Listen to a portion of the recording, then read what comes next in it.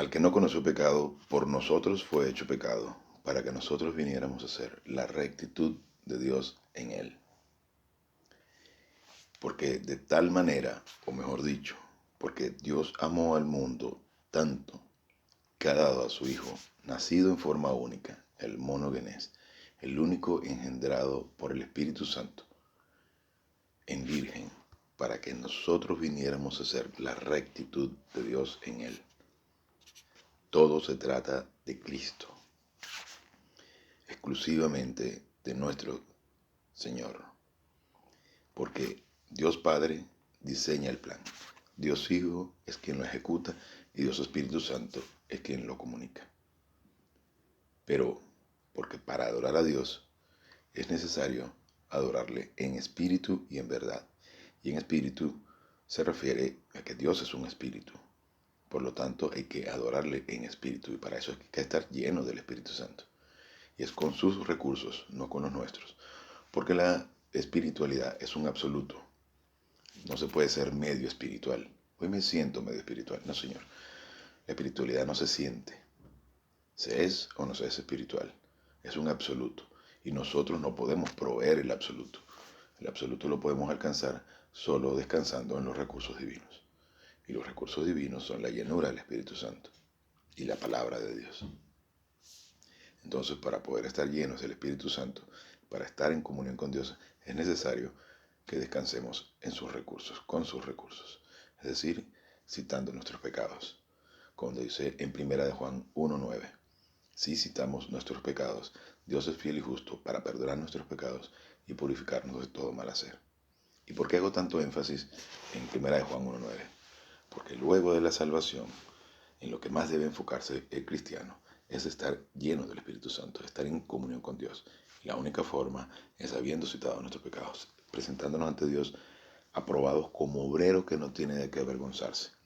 Y para eso es lavarnos de nuevo, para presentarnos a estudiar la palabra de Dios. Y la única forma es reconociendo los pecados ante Él. Luego de la salvación, luego de creer en Cristo, lo más importante para el cristiano es estar lleno del Espíritu Santo. Porque de esa forma estamos blancos como la nieve, como ese instante de la cruz. Estamos volviendo a ese instante en el que está Cristo crucificado. No estamos crucificándolo de nuevo, estamos recordándolo, conmemorándolo, para que entonces podamos estar blancos como la nieve y poder continuar el ascenso hacia la cima, el crecimiento espiritual. Pero para eso debemos exponernos al estudio de la palabra de Dios. Y es por eso que Dios nos provee de los recursos mínimos, la gracia logística, que son la llenura del Espíritu Santo, un comunicador y la palabra de Dios. De manera que entonces así vamos alcanzando el crecimiento espiritual y empezar a tener capacidad en la medida que aplicamos su palabra en nuestras vidas, para que entonces alcancemos la máxima felicidad teniendo capacidad para que Dios pueda bendecirnos. Entonces recuerden que el plan de Dios para nuestras vidas es percepción, inculcación, metabolización y aplicación. De esa forma vamos desarrollando capacidad para poder recibir las bendiciones que Dios tiene preparadas para nosotros.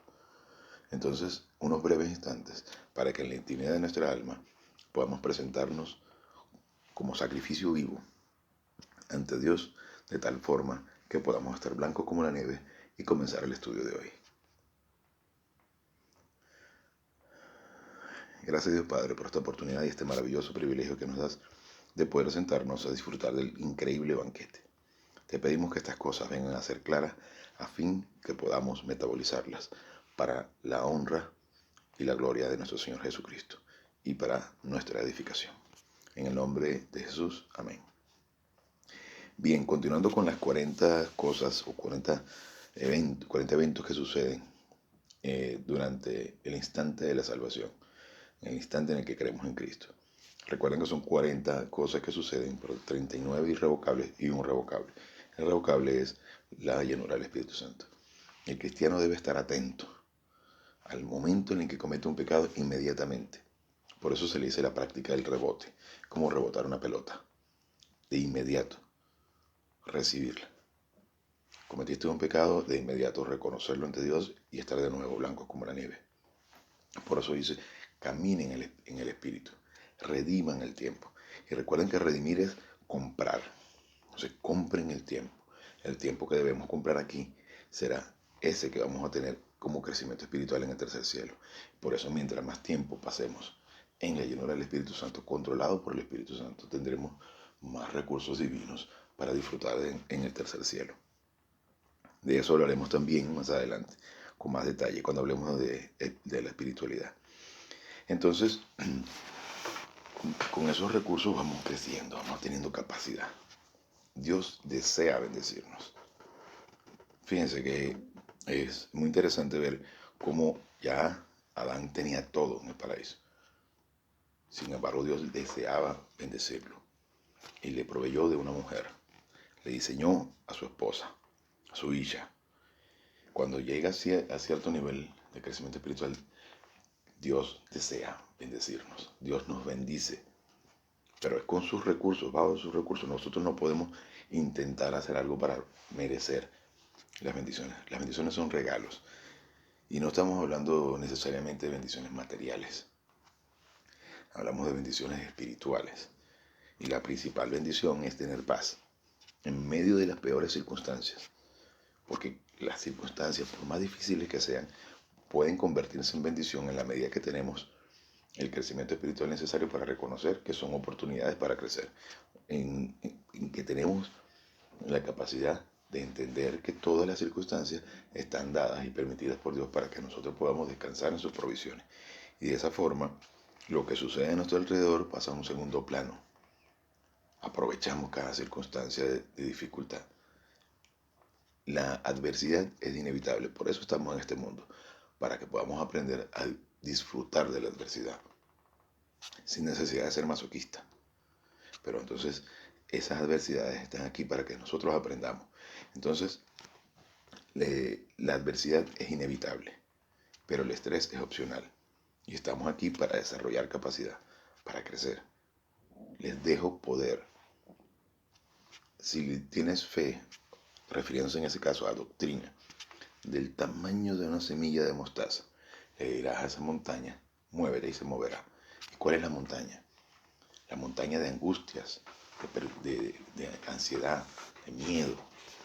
Todas esas circunstancias, toda esa montaña de problemas se van a un lado, se convierten en prosperidad, en felicidad, en capacidad para ser feliz. Y la felicidad sí es alcanzable. Claro, se puede alcanzar, pero no con nuestros recursos, sino con los recursos divinos. Cuando entendemos que todas las cosas están dadas y permitidas por Dios precisamente para que podamos tener la capacidad de ser felices, incluso en las peores circunstancias, incluso aunque te digan murió un ser querido, tienes una enfermedad terminal, independientemente de lo que sea, puede ser una oportunidad para ser feliz. Puedes estar enfrentándote a una operación en la que podrías perder la vida. Pero como entiendes que Dios tiene un plan perfecto y que desde la eternidad pasada Él sabía lo que iba a suceder, tú verás, Él debe saber si vas a dejar el cuerpo o si vas a continuar vivo. Pero entonces vas a desperdiciar esa increíble oportunidad para tener miedo. Vas a desperdiciar eso en lugar de tener miedo, en lugar de eso, confiar en Dios. Es allí las oportunidades que se nos presentan a diario.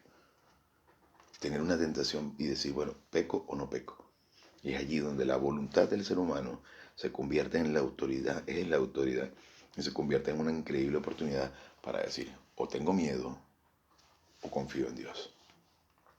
Si en el instante de la operación, que estás a punto de entrar al quirófano o estás dentro del quirófano y están a punto de colocarte la anestesia, sientes miedo de morir, perdiste la maravillosa oportunidad que tuviste. Pero si en lugar de eso dices, Padre, si este es el instante en el que yo debo irme contigo, gracias, porque dentro de poco estaré cara a cara contigo. Estaré viéndote de frente al rostro. Qué maravilloso momento. Pero si en lugar de eso te preocupas y tienes miedo, perdiste la maravillosa oportunidad que se te presentó. De eso se trata. Entonces, retomando el tema de la clase de hoy, esto es lo que debemos desarrollar, confianza en que formamos parte tenemos el privilegio de formar parte del plan de Dios y que tenemos la seguridad eterna de que estaremos con nuestro Señor. Entonces, continuando con los 40 beneficios de la salvación, dice, en el punto número 21, dice, el creyente recibe seguridad eterna. En Romanos 8:32 dice, el que no escatimó ni a su propio Hijo, sino que lo entregó por todos nosotros, ¿cómo no nos dará también con Él gratuitamente todas las cosas? Tenemos todos, absolutamente todo, porque Dios hizo lo mayor, ¿cómo no hacer lo menor? Y en Romanos 8:38-39 nos dice, por lo cual estoy convencido que ni la muerte, ni la vida, ni ángeles, ni principados, ni lo presente, ni lo porvenir, ni poderes, ni lo alto, ni lo profundo, ni ninguna otra cosa creada nos podrá separar del amor de Dios, que es en Cristo Jesús, Señor nuestro. Todo es en Cristo. Y en Gálatas 3:26 nos dice, así que todos son hijos de Dios por medio de la fe en Cristo, es decir, los que creen en Cristo. Por eso también es satánico lo que dice la religión romana con respecto a que todos somos hijos de Dios. Eso es satánico. No todos somos hijos de Dios. Los que creen en Cristo, los que creemos en Cristo somos hijos de Dios. Porque no se podría decir que un musulmán, un budista, o de cualquier otra religión no cristiana, es hijo de Dios. Por eso hay que tener mucho cuidado con lo que se dice. Somos hijos de aquellos que creemos. Entonces repito este versículo. En Gálatas 3:26 nos dice, así que todos son hijos de Dios por medio de la fe en Cristo, o sea, por medio de creer en Cristo. En 2 de Timoteo 2:13 nos dice, si somos infieles, Él permanece fiel, porque no puede negarse a sí mismo. Es decir, Dios nos promete la vida eterna por creer en Cristo, aunque nosotros seamos unos totales perdedores dentro de la vida espiritual. En el punto número 22 dice, el creyente tiene el acceso a Dios 24 horas al día. Y el 911. Bien, dice Romanos 5:2, por medio de quien también hemos obtenido acceso por la fe a esta gracia en la cual estamos firmes y nos gloriamos en la esperanza de la gloria de Dios. Efesios 2:18, ya que por medio de él ambos tenemos acceso al Padre en un solo espíritu, el Espíritu Santo, por supuesto. En Hebreos 4:14, por tanto, teniendo un gran sumo sacerdote que ha traspasado los cielos, Jesús, el Hijo de Dios, retengamos nuestra confesión.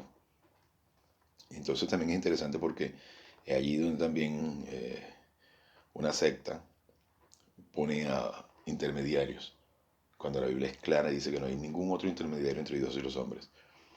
Cuando dice que cierta persona es el vicario de Cristo, cuando el vicario es el sustituto de Cristo en la tierra, y ese solamente es el Espíritu Santo, por lo cual no es ninguna persona, ningún ser humano puede ser vicario de Cristo, ni tampoco puede ser considerado digno de adoración ninguna otra persona a la cual le haya sido mencionada santo por cuenta de una religión. Eso es satánico. Bueno, no sé si es hebreo o hechos, aquí no lo tiene, en el resumen no está especificado. 4:16, acerquémonos con confianza al trono de la gracia, imagínense, acerquémonos con confianza al trono de los regalos, para que alcancemos misericordia, gracia en acción, que es y hallemos gracia por el oportuno socorro. En Hebreos 10:19-20, así que, hermanos, teniendo plena confianza para entrar al lugar santísimo por la sangre de Jesús, por el camino nuevo y vivo que Él nos abrió a través de los cielos, a través del velo, es decir, del cuerpo. En el número 23 dice, cada creyente está adentro de mucho más del cuidado de la gracia de Dios. Romanos 5:19, 5:9-10. Luego, siendo ya justificados por su sangre, cuanto más por medio de él seremos salvos de la ira, de la disciplina, o del juicio, mejor dicho. Porque si cuando éramos enemigos, es decir, cuando estábamos muertos espiritualmente, fuimos reconciliados con Dios por la muerte de su Hijo.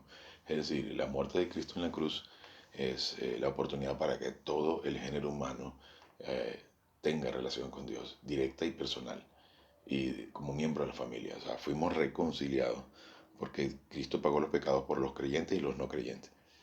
Entonces, cuanto más ya reconciliados seremos salvos por su vida. Nosotros somos objetos de su amor.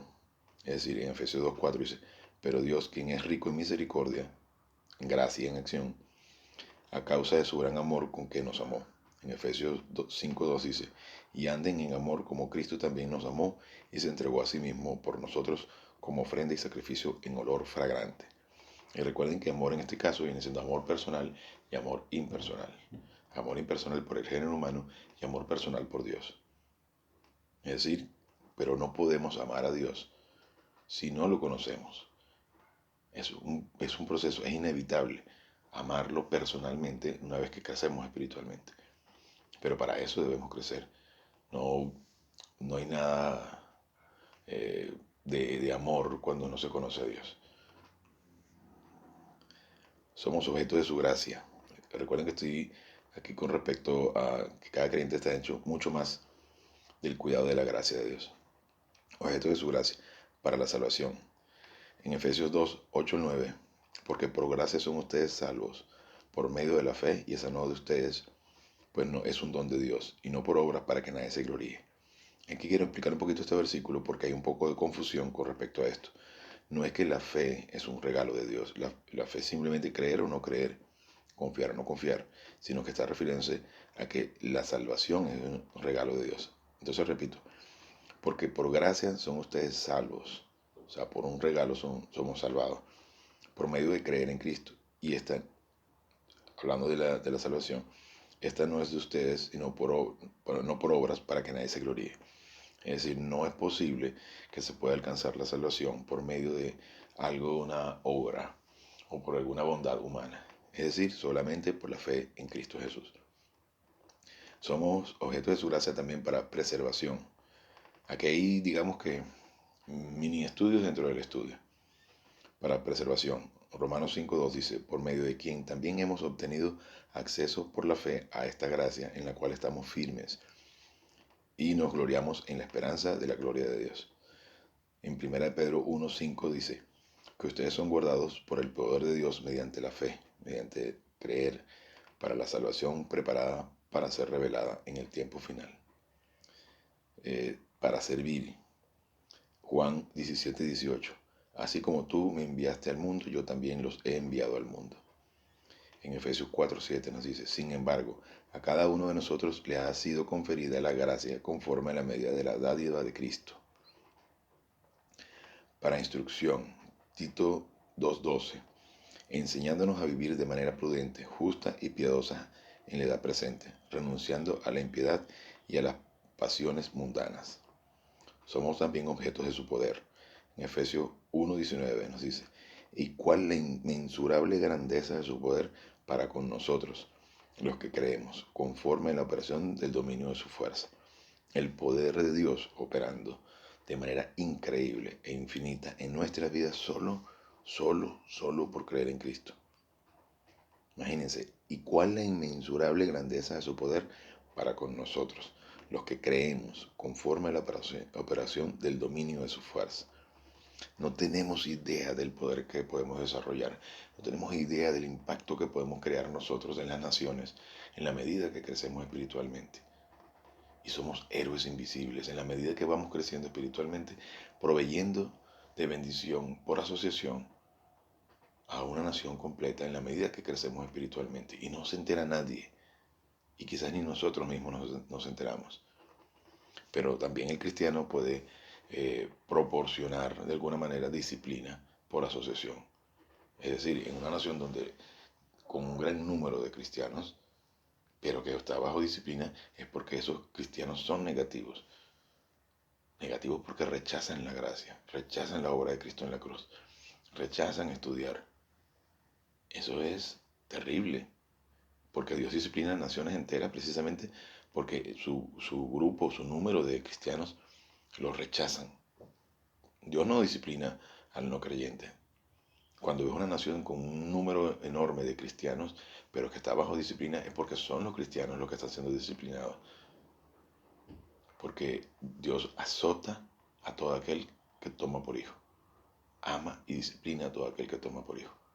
Y entonces ahí está la disciplina por asociación. Pero de igual forma, si ese número de cristianos es suficientemente poderoso en el crecimiento espiritual, Dios bendice también a la nación completa por asociación. Entonces, nosotros tenemos un impacto impresionante si entendemos esto, si estudiamos la palabra de Dios, si crecemos espiritualmente. Dios se ve en la responsabilidad, porque es perfecto, de bendecirnos y bendecir a la gente que está a nuestro alrededor. Entonces podemos desarrollar un poder impresionante, pero debemos convencernos de eso y debemos interesarnos, no por las bendiciones, sino porque deseamos conocer a nuestro Padre, porque deseamos entender por qué ha sido tan maravilloso con nosotros. Entonces, continuando aquí, en Filipenses 2:13 dice, porque Dios es el que produce en ustedes tanto el querer como el hacer, para cumplir su buena voluntad. Y el querer como el hacer es el querer del desear de estudiar y crecer espiritualmente, conocerlo, y así cumplimos su voluntad. No cumpliendo los 10 mandamientos, eso es absurdo, nadie puede cumplirlo. Por eso tuvo que venir Cristo. Aquel que intente de alguna manera cumplir con los 10 mandamientos está rechazando la obra de Cristo en la cruz. Y no entendió absolutamente nada. Los 10 mandamientos, que no son 10, son mucho más, están allí precisamente para que nosotros entendamos que no podemos cumplirlo. Y Cristo fue el único capaz de cumplirlo. Objetos de su fidelidad. Somos objetos de su fidelidad, imagínense.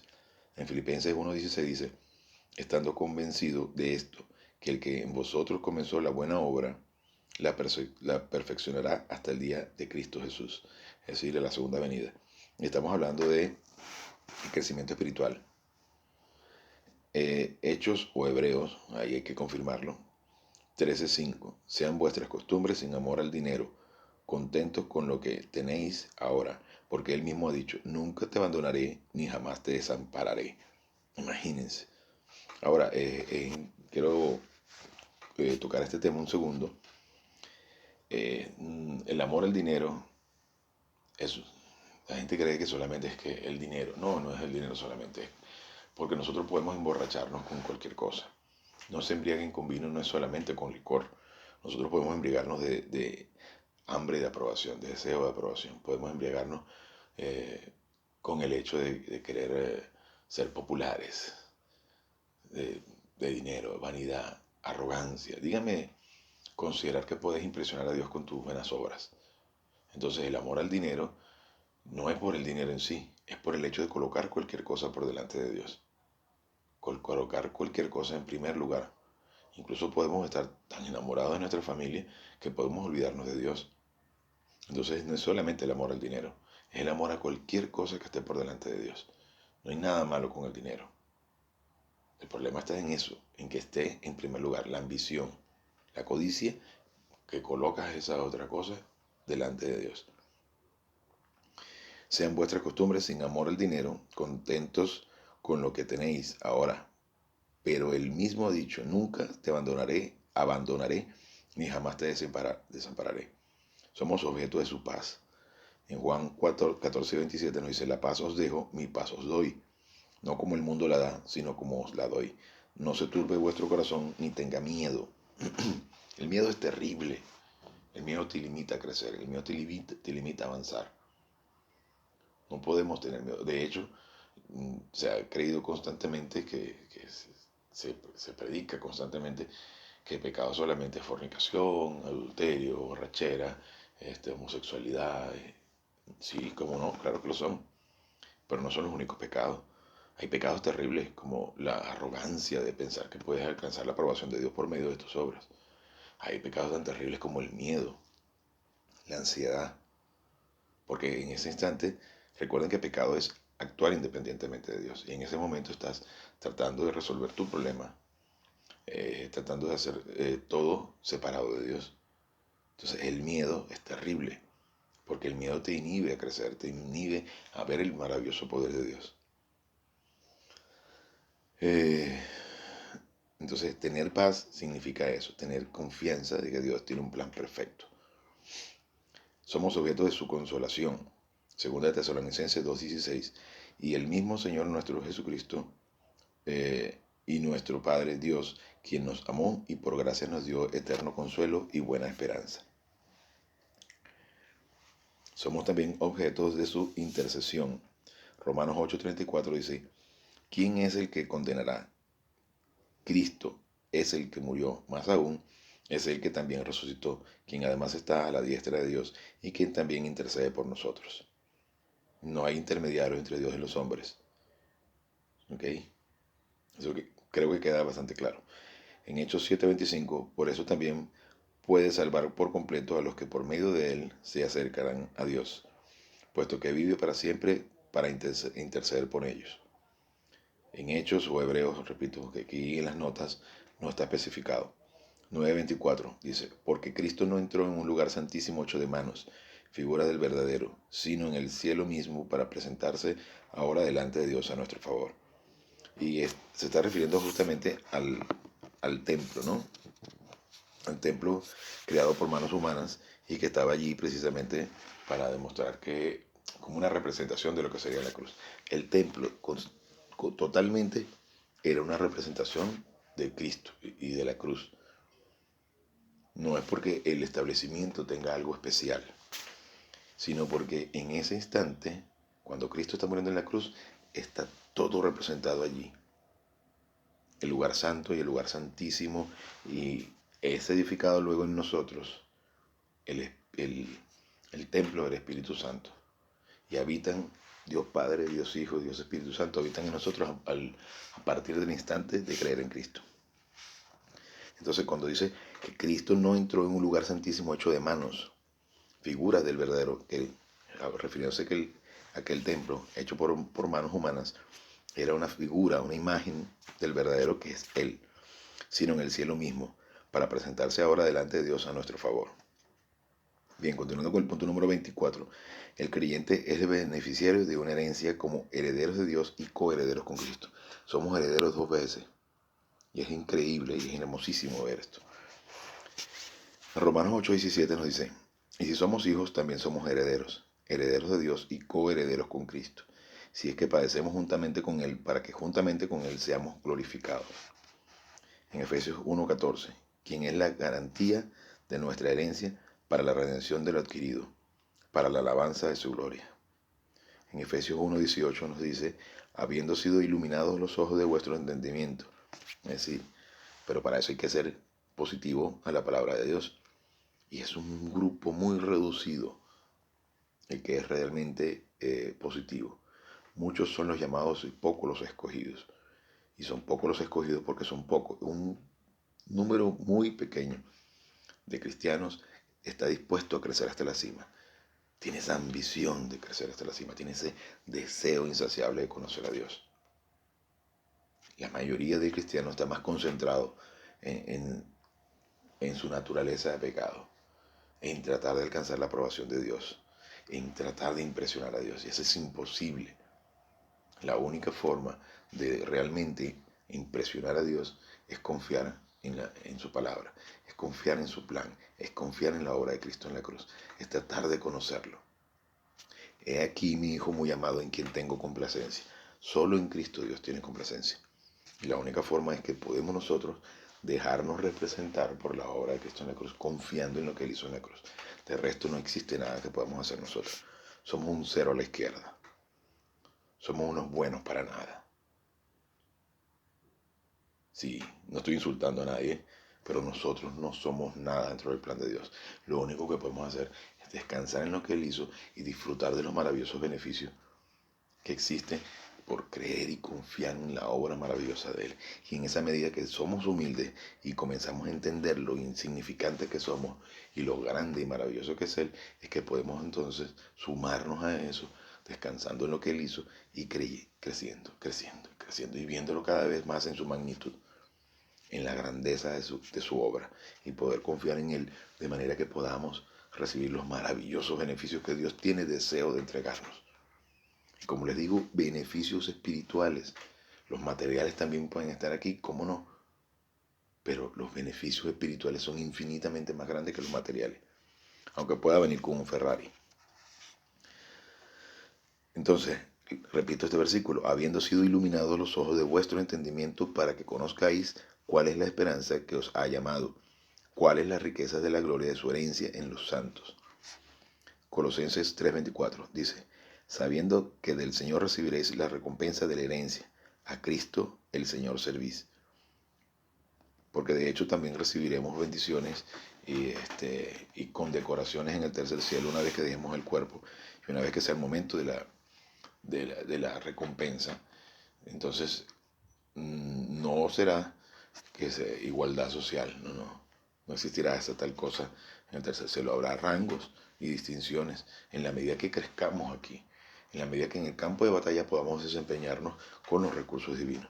Allá en el tercer cielo recibiremos entonces la recompensa según hayamos crecido acá. Colosenses 3:24 dice, sabiendo que del Señor recibiréis la recompensa de la herencia, a Cristo el Señor servís. En Hechos o Hebreos, como les mencionaba, 9:15, por esta razón también es mediador del nuevo pacto, para que los que han sido llamados reciban la promesa de la herencia eterna, ya que intervino muerte para redimirlos de las transgresiones bajo el primer pacto. Las transgresiones del primer pacto son aquellas del Antiguo Testamento en el que estaban los 10 mandamientos y no eran posibles de cumplir. En 1 Pedro 1:4 dice, para una herencia incorruptible, incontaminable e inmarchitable, reservada en los cielos para ustedes. Refiriéndose justamente a las condecoraciones que recibiremos según el crecimiento que hayamos podido desarrollar acá. En el punto número 25, o el beneficio número 25 dice, el creyente tiene una nueva posición en Cristo. En Efesios 2:6 nos dice, y juntamente con Cristo Jesús nos resucitó y nos hizo sentar en los lugares celestiales. Estamos representados nada más y nada menos por la segunda persona de la Trinidad que está sentado a la diestra de Dios Padre. Entonces nos dice, en este punto 25, que nosotros somos, participamos con Cristo en su vida. Colosenses 3:4. Y cuando se manifieste Cristo, vuestra vida, entonces también vosotros seréis manifestados con Él en gloria. B. Participamos con Cristo en servicio. Primera de Corintios 1:9. Fiel es Dios, por medio de quien fuisteis llamado a la comunión de su Hijo Jesucristo, nuestro Señor. Somos trabajadores juntos con Dios. Primera de Corintios 3:9. Porque nosotros somos colaboradores de Dios y vosotros sois huertos de Dios, edificio de Dios. Segunda de Corintios 6:1. Y así nosotros, como colaboradores, os exhortamos también que no recibáis en vano la gracia de Dios. Y eso se está refiriendo a aquellas personas que rechazan que todo es por regalo y que creen que pueden hacer algo. Todo es por gracia.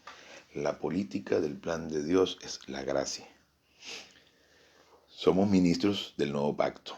Segunda de Corintios 3:6. Él mismo nos capacitó como ministros del nuevo pacto, no de la letra, refiriéndose a la ley, sino del Espíritu, por creer en Cristo y la llenura del Espíritu Santo. Porque la letra mata, así está refiriendo a la ley, porque de hecho tratar de cumplir la ley, que es cuando se refiere a la letra, simplemente te demuestra que no puedes alcanzar la salvación, te demuestra que sigues muerto espiritualmente, pero que el Espíritu vivifica. Somos embajadores, 2 Corintios 5:20, así que somos embajadores en nombre de Cristo. Y en algún momento voy a explicar lo que significa el tema de embajadores. El ser embajador significa que representamos al tercer cielo aquí en la tierra. Entonces, así que somos embajadores en nombre de Cristo, y como Dios os exhorta por medio vuestro, rogamos en nombre de Cristo, reconcíliense con Dios. Somos epístolas vivientes, o sea, somos cartas vivientes.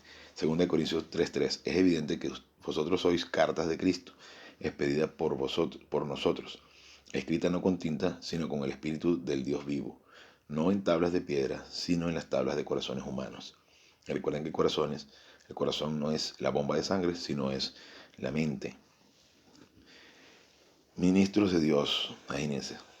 2 Corintios 6:4. Más bien, en todos nos presentamos como ministros de Dios, en mucha perseverancia, en tribulaciones, en necesidades, en angustia. El punto número 26 de los beneficios que recibimos desde el instante de la salvación nos dice: los creyentes son los receptores de la vida eterna. En Juan 3:15 dice: para que todo aquel que en él cree tenga vida eterna. En Juan 10:28 nos dice: yo les doy vida eterna y no perecerán jamás, y nadie los arrebatará de mi mano. Juan 20:31. Pero estas cosas han sido escritas para que creáis que Jesús es el Cristo, o sea, el comisionado. Eso es lo que significa Cristo, comisionado para la salvación, el Hijo de Dios, y para que creyendo tengáis vida en su nombre. Primera de Juan 5:11-12. Y este es el testimonio, que Dios nos ha dado vida eterna, y esta vida está en su Hijo. El que tiene al Hijo tiene la vida, el que no tiene el Hijo de Dios no tiene la vida. El punto número 27 de los beneficios, el creyente es creado una nueva creación espiritual. En 2 Corintios 5:17 dice, de modo que si alguno está en Cristo, nueva criatura es decir, hay algo nuevo en ese individuo. No es que cambió, no es que dejó de cometer pecados, seguiremos cometiendo pecados. Incluso hay cristianos personas que una vez que creen en Cristo cometen más pecados que antes, pero tienen algo distinto, que es la vida espiritual. Tiene un espíritu humano que antes no tenía. Entonces, repito este versículo, 2 Corintios 5:17. De modo que si alguno está en Cristo, nueva criatura es. Las cosas viejas pasaron y aquí todas son hechas nuevas. En el punto número 28, el creyente es una luz en su majestad. O sea, parte del conflicto espiritual. En Efesios 5:8 nos dice, porque si bien en otro tiempo erais tinieblas, o sea, cuando estaba muerto espiritualmente, ahora soy luz en el Señor. Andad como hijos de luz. Tenemos la capacidad y la oportunidad de poder bendecir a nuestra nación. No nosotros directamente, sino de proveer por medio de la gracia logística, por medio de la bendición por asociación, en el momento que crecemos, esparcir bendición. No nosotros, sino Dios. Entonces damos luz porque también podemos ser testimonios vivientes de lo que es la gracia de Dios. Andad como hijos de luz. Entonces dice también en 1 Tesalonicenses 5:4, pero vosotros, hermanos, no estáis en tinieblas, como para que aquel día os sorprenda como un ladrón. En el punto número 29, el creyente está unido con el Padre, el Hijo y el Espíritu Santo. Nosotros estamos en Dios. En 1 Tesalonicenses 1:1, Pablo, Silas y Timoteo, a la iglesia de los tesalonicenses en Dios Padre y en el Señor Jesucristo. Gracia a vosotros y paz. En Efesios 4:6 nos dice, un solo Dios y Padre de todos, quien es sobre todos, a través de todos y en todos. Y no se está refiriendo a todos los seres humanos, sino a todos los cristianos. Nos dice, nosotros estamos en Cristo. Juan 14:20, en aquel día vosotros conoceréis que yo soy en mi Padre, unidos, Él y el Padre como uno solo, y vosotros en mí, y yo en vosotros. Es decir, tenemos la maravillosa oportunidad, privilegio, de estar unidos con Dios Padre, Dios Hijo y Dios Espíritu Santo como uno solo, pero porque estamos en Cristo. Colosenses 1:27 dice, a estos Dios ha querido dar a conocer cuáles son las riquezas de la gloria de este misterio entre las naciones, el cual es Cristo en vosotros, la esperanza de gloria. Por lo cual somos miembros de su cuerpo. 1 Corintios 12:13. Porque por un solo espíritu fuimos bautizados, y el bautizado estamos siendo identificados, ¿ok? Todos en un solo cuerpo, tanto judíos como griegos, tanto esclavos como libres, y a todos se nos dio a beber de un solo espíritu. Somos una rama de la viña. En Juan 15:5 dice, yo soy la vid, vosotros las ramas, las pampas, ¿no? Las ramas. El que permanece en mí y yo en él, este lleva mucho fruto, pero separados de mí nada puedes hacer. Somos una piedra en el edificio. En Efesios 2:21-22 dice, en él todo el edificio, bien ensamblado, va creciendo hasta ser un templo santo en el Señor. En él también vosotros sois juntamente edificados para morada de Dios en el Espíritu. Son parte del cuerpo de Cristo. Imagínense qué maravilla. Primera de Pedro 2:5, también vosotros sed edificados como piedras vivas en casa espiritual para ser un sacerdocio santo, a fin de ofrecer sacrificios espirituales agradables a Dios por medio de Jesucristo. Está muy claro que esto se está refiriendo justamente a reconocer nuestros pecados, citar nuestros pecados y ser blancos como la nieve y continuar en esa maravillosa identificación constantemente con lo que es la obra de Cristo en la cruz. Somos una oveja en el rebaño. Juan 10:27-29. Mis ovejas oyen mi voz, y yo las conozco y me siguen. Yo les doy vida eterna, y no perecerán jamás, y nadie las arrebatará de mi mano. Mi Padre que me las ha dado es mayor que todos, y nadie las puede arrebatar de las manos del Padre. Entonces, ¿cómo pretender creer que se puede perder la salvación? Dios mío. Somos una porción de su novia. En Efesios 5, 25 al 27 nos dice: esposos, amad a vuestras esposas, así como también Cristo amó a la iglesia. Recuerden que existen dos iglesias, ¿no? Bueno, no es que sean dos iglesias, una sola, pero la palabra iglesia puede representar a la iglesia local, que es el grupo de cristianos que se reúnen a estudiar, y la iglesia universal, que es donde se utiliza, se malversa la palabra católico, porque iglesia católica significa iglesia universal, y se está refiriendo al cuerpo de Cristo. Por eso yo no utilizo esa palabra católica cuando me refiero a esa religión. Entonces la iglesia universal es el cuerpo de Cristo. Es parte, somos miembros o parte de esa conformación del cuerpo de Cristo, de esa asamblea de cristianos que forman el cuerpo de Cristo, que a su vez es la novia. Entonces, esposos, amad a vuestras esposas, así como también Cristo amó a la iglesia y se entregó a sí mismo por ella, a fin de santificarla, habiéndola purificado en el lavamiento del agua con la palabra, para presentársela a sí mismo una iglesia gloriosa, que no tenga mancha, ni arruga, ni cosa semejante, sino que sea santa y sin falta. Apocalipsis 19, 6 al 9. Oí como la voz de una gran multitud, como el ruido de muchas aguas y como el sonido de fuertes truenos, diciendo: Aleluya, porque reina el Señor nuestro Dios Todopoderoso.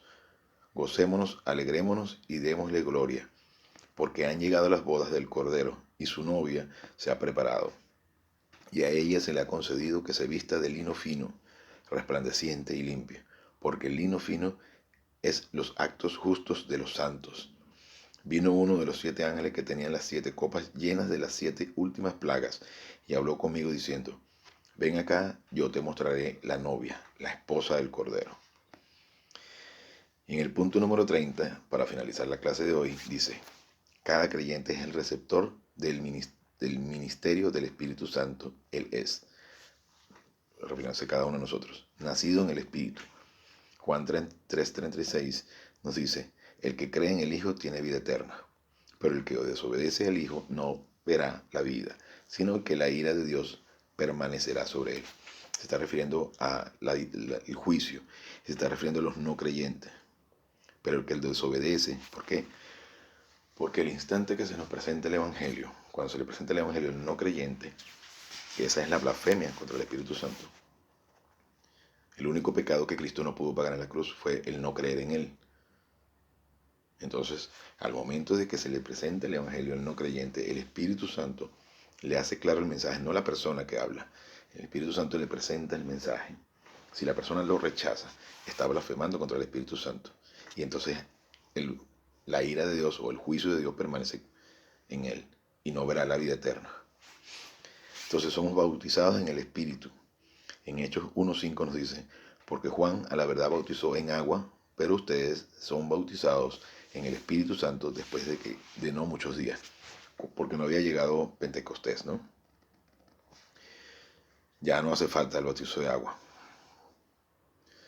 1 Corintios 12:13 dice: porque por un solo Espíritu fuimos bautizados, todos en un solo cuerpo, tanto judíos como griegos, tanto esclavos como libres, y a todos se nos dio a beber un solo Espíritu. Somos habitados por el Espíritu, dice en Juan 7:39. Esto dijo acerca del Espíritu que habían de recibir los que creyeran en él, pues todavía no había sido dado el Espíritu, porque Jesús aún no había sido glorificado, aún no había sido crucificado y resucitado, perdón. Romanos 5:5 dice: y la esperanza no acarrea vergüenza, porque el amor de Dios ha sido derramado en nuestros corazones por el Espíritu Santo que nos ha sido dado. Romanos 8:9 nos dice: sin embargo, vosotros no vivís según la carne, sino según el Espíritu, si es que el Espíritu de Dios mora en ustedes. Si alguno no tiene el Espíritu de Cristo, no es de él. Y se está refiriendo a si alguno no ha creído en Cristo. 1 Corintios 3:16 nos dice: ¿no sabéis que sois templo de Dios y que el Espíritu de Dios mora en vosotros? 1 Corintios 6:19. ¿O no sabéis que vuestro cuerpo es templo del Espíritu Santo que mora en vosotros, el cual tenéis de Dios y que no sois vuestros? Aquí hay un poco de, digamos, manipulación con respecto al que el cuerpo. No dañen el cuerpo, porque no se está refiriendo al cuerpo físico, se está refiriendo a nuestra alma, a nuestra mente. Porque el cuerpo de por sí se deteriora constantemente. Morimos físicamente un poquito todos los días. Este cuerpo de corrupción no es más que la carrocería en la cual se transporta nuestra alma. Nosotros no somos el cuerpo, somos el alma, somos el espíritu. Entonces, todo lo que significa nuestro cuerpo físico se deteriora constantemente. Entonces hay quienes entonces dicen no debes comer carne, no debes tomar café, no debes mascar chicle, no debes tomar Coca-Cola, no debes fumar, no debes beber, porque ese es el templo, pero no se está refiriendo a eso, se está refiriendo a lo que debes contener tu alma. ¿O no sabéis que vuestro cuerpo es templo del Espíritu Santo? No se está refiriendo al cuerpo físico, es nuestra alma que mora en vosotros, el cual tenéis de Dios y que no sois vuestros, le pertenecemos a Él. En Gálatas 4:6 nos dice, y por cuanto sois hijos, Dios envió a nuestros corazones el espíritu de su Hijo que clama, Abba Padre. En 1 Juan 3:24, y el que guarda sus mandamientos permanece en Dios, y Dios en él. Y por eso sabemos que Él permanece en nosotros, por el espíritu que nos ha dado. Somos sellados en el espíritu. 2 Corintios 1:22. Es también quien nos ha sellado y ha puesto como garantía al espíritu en nuestros corazones. Efesios 4:30 dice, y no entristezcáis al Espíritu Santo de Dios, en quien fuisteis sellados para el día de la redención. Se nos es otorgado dones espirituales. Y en 1 Corintios nos dice, 12:11, pero a todas estas cosas las realiza el único y el mismo Espíritu, repartiendo a cada uno en particular como Él designa. Está refiriéndose a los dones espirituales. Se está refiriendo a los dones y no se refiere a cantar, a tocar música y ese tipo de cosas. De hecho, tengo que extenderme más en el tema de los dones espirituales más adelante. Primera de Corintios 12, 27 al 31 dice, ahora bien, vosotros sois el cuerpo de Cristo y miembros suyos individualmente.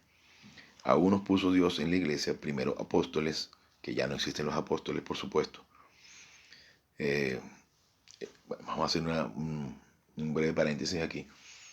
El apóstol es el nombre o la palabra para designar el más alto rango militar en el almirantazgo romano. Y el único capaz de nombrar apóstoles era el emperador, el rey. Y de hecho, solo Cristo puede nombrar apóstoles. En el libro de Hechos nos menciona cuál es el requisito para ser apóstol. Para ser apóstol había que haber visto presencialmente a Cristo en su cuerpo de resurrección. Es decir, que aquel que se autonombra apóstol está diciendo algo satánico. Apóstol significa que Cristo, o sea, número uno, que vio a Cristo resucitado, perdón. Hay una diferencia entre resucitado y resurrecto. Entonces, que ha visto a Cristo en su cuerpo de resurrección y luego que Cristo lo nombró apóstol. Entonces, es algo terrible que digan ese tipo de barbaridades. Bien, continuando aquí. Cuerpo de Cristo y miembros suyos individualmente. A unos puso a Dios en la iglesia primero apóstoles, en segundo lugar profetas, en tercer lugar maestros. Profetas tampoco existen ya en la actualidad profetas, porque el don de profecía se terminó cuando Pablo escribe esta carta a los Corintios. No se había terminado de escribir la Biblia, que de hecho se escribió aproximadamente en agosto, no tengo el día y la hora por supuesto, en agosto del año 96 en la isla de Patmos, cuando Juan termina de escribir el Apocalipsis. Entonces, no existe ya profeta. El último profeta fue Juan. Y se escribió en agosto del año 96 en la isla de Patmos. Fue la última profecía que se escribió, por lo cual tampoco existen hoy en día apóstoles, profetas. Porque el propósito de la profecía es escribir la palabra de Dios y decirle al miembro de la familia real lo que vendrá. Y ya todo lo que Dios tenía que decirnos está en su palabra. Por lo cual y el énfasis está en su palabra, en su mensaje, en Él, no en nosotros. Entonces eso es falso, que venga un profeta a decirle, un supuesto profeta, a decirle, hermana, usted tiene que casarse conmigo porque Dios me lo reveló en sueños. Imagínense qué satánico. Eh, Igualmente los milagros. Después de lo que hacen milagros, ya los milagros no existen. O sea, sí existen, mejor dicho, pero son cosas muy puntuales y donde el énfasis está en su palabra. No que te cure la pata y que el dolor de cabeza. Además que Cristo no hizo milagros durante los 3 años del ministerio, no hizo todo el tiempo milagros. Es una carta de presentación. Igualmente Pablo hizo milagros, pero llegó un momento en el que ya no hacía milagros. Después los dones de sanidades, los que ayudan, aquí estamos, siguen los verdaderos que están vigentes, los que ayudan, los que administran, los que tienen diversidad de lenguas, que tampoco se está refiriendo a lenguas balbuceadas y con sonidos ininteligibles, sino idiomas. ¿Acaso son todos apóstoles, todos profetas, todos maestros? ¿Acaso hacen todos milagros? ¿Acaso tienen todos dones de sanidades? ¿Acaso hablan todos en lenguas? ¿Acaso interpretan todos? Y fíjense, cuando se refiere al dones de lenguas, dice, ¿acaso interpretan todos? Se está refiriendo que en ese entonces no habían traductores, o bueno, los traductores eran los que tenían los dones, pero eran lenguas reales, no disparates. Entonces tenían que haber quien interpretaban esas lenguas, no alguien que se pone a decir balbuceadas, incoherencias gritadas en la iglesia, haciendo creer que está diciendo algo que Dios supuestamente le reveló y que después nadie entiende lo que está diciendo esa persona y luego él mismo dice cuál es el supuesto mensaje. Con todo, anhelad los mejores dones y ahora os mostraré un camino todavía más excelente. En 1 Corintios 13, 1 al 2 dice, si yo hablo en lenguas de hombres y de ángeles, pero no tengo amor, es decir, conocimiento y amor recíproco por Dios, vengo a ser como bronce que resuena o un címbalo que retiñe. O sea, es decir, un tambor. No significa nada. Si tengo profecía y entiendo todos los misterios y todo conocimiento, y si tengo toda la fe, o sea, toda la doctrina, de tal manera que trasladen los montes, pero no tengo amor, nada soy. Es decir, conocimiento de la palabra de Dios, pero si no la logras aplicar, y si no la logras enseñar, y si no tienes conocimiento real de eso, entonces, y no tienes conocimiento y amor por Dios, entonces no eres nada. Entonces, continuaremos en la siguiente clase con los siguientes otros 10 beneficios de la salvación. Con esto terminamos la clase de hoy. Gracias Dios Padre por este maravilloso privilegio que nos hace poder estudiar tu increíble plan. Te pedimos que vengas a hacer claro toda esta información a fin de que podamos edificarnos con este conocimiento para tu honra y tu gloria. En el nombre de tu hermoso, maravilloso y excelentísima majestad Jesucristo. Amén.